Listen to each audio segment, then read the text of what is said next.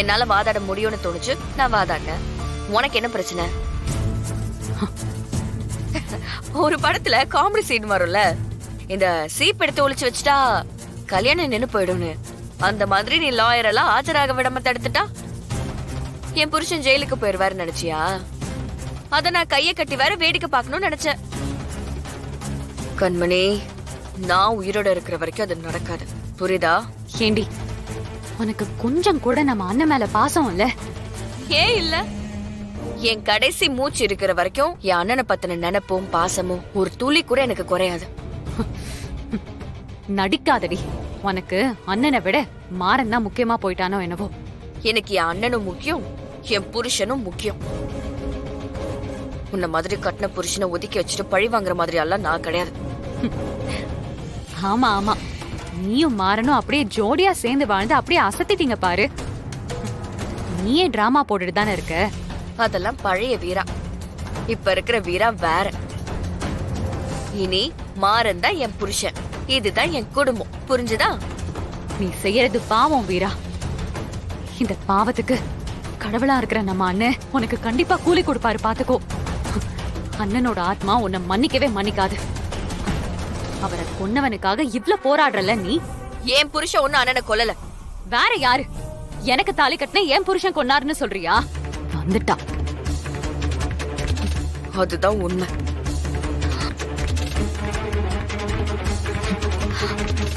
அது ஒரு ஆக்சிடென்ட்.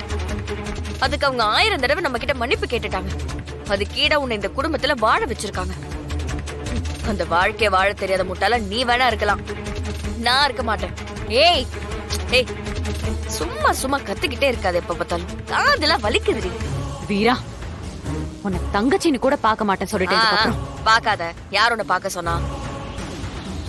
இந்த கேஸ வாதாடுறத இதோட நிறுத்திக்கோ. நாளைக்கு நீ கோர்ட்டுக்கே வரக்கூடாது. வருவேன். என்ன பண்ணுவ? ஆளை வச்சு தடுப்பியா, இல்ல ரூமுக்குள்ள என்ன வச்சு போட்டுட்டு அப்படியே சாவி எடுத்துட்டு போயிருவியா? கண்மணி, இன்ஃபேக்ட் எனக்கு கூட ஒரு டவுட் இருந்துச்சு.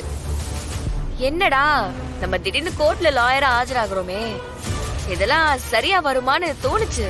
ஆக்சுவலா சொல்ல போனா இப்ப வரைக்கும் எனக்கு அந்த டவுட் இருந்துச்சு. ஆனா இப்ப நீ பேசினல, அதெல்லாம் கேட்டதுக்கு அப்புறம் நான் இப்பதான் கரெக்டான ரூட்ல போயிட்டு இருக்கேன்னு எனக்கு கன்ஃபார்மே ஆச்சு.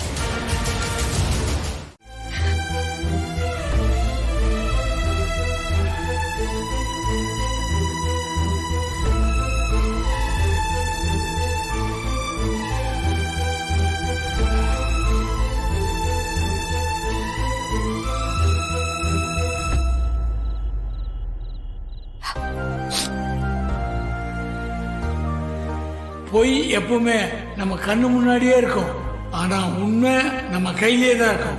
நாம தான் அதை கவனிக்காம மிஸ் பண்ணிருப்போம். அதனால எதையும் மிஸ் பண்றதுமா. இனி நீதான் உண்மைக்கும் எனக்கும் துணையா இருக்கணும். நீ இருப்பன, என் கூடவே தான் இருப்ப.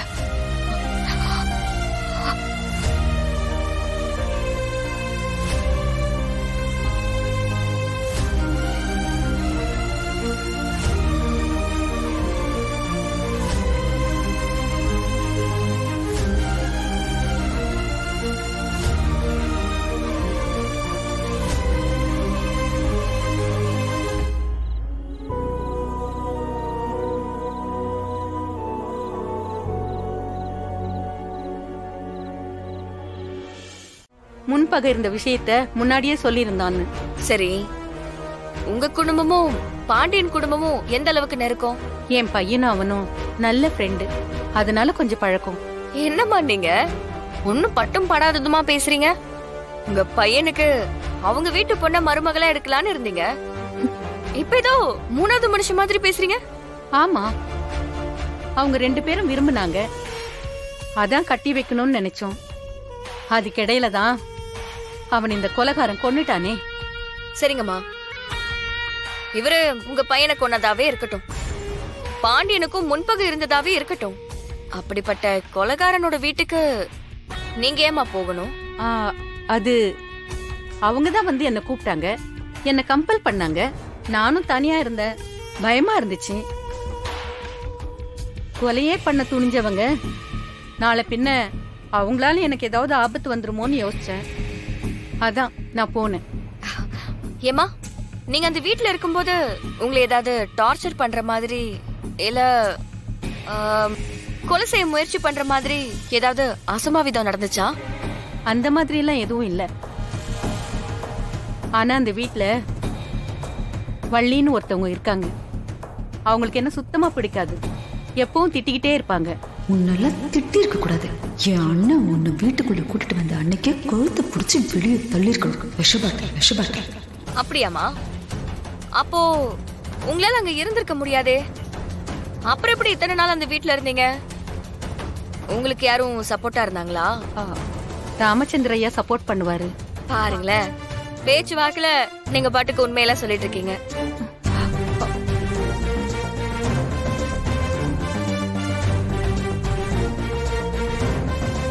அப்போ நீங்க அந்த வீட்ல இருக்கும்போது மாறனால உங்களுக்கு எந்த ஒரு இடைஞ்சலும் வந்தது இல்லையா?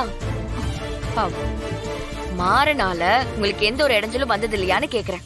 இல்ல, அவங்கிட்ட நான் பேசுறது இல்ல. அவனை பார்க்கும் போதெல்லாம் எனக்கு கோவமா வரும். சரி, நீங்க அங்க என்னென்ன வேலை பாத்தீங்க? சின்ன சின்ன எடுபிடி வேலையெல்லாம் பார்ப்பேன். வீடு துடைக்கிறது, துணி காய போடுறது, அந்த மாதிரி எல்லாம். அப்போ நீங்க மாறன பழி வாங்கணும்னு நினைச்சிருந்தா சாப்பிடுற சாப்பாடுல கூட விஷம் வச்சிருக்கலாம்ல.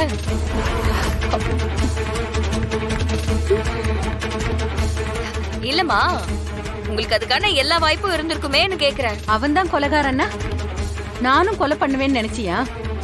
எனக்கும் மனசாட்சி இருக்கு. நானும் ஒரு ஆம்பளை புள்ளைய பெத்தவ தான்.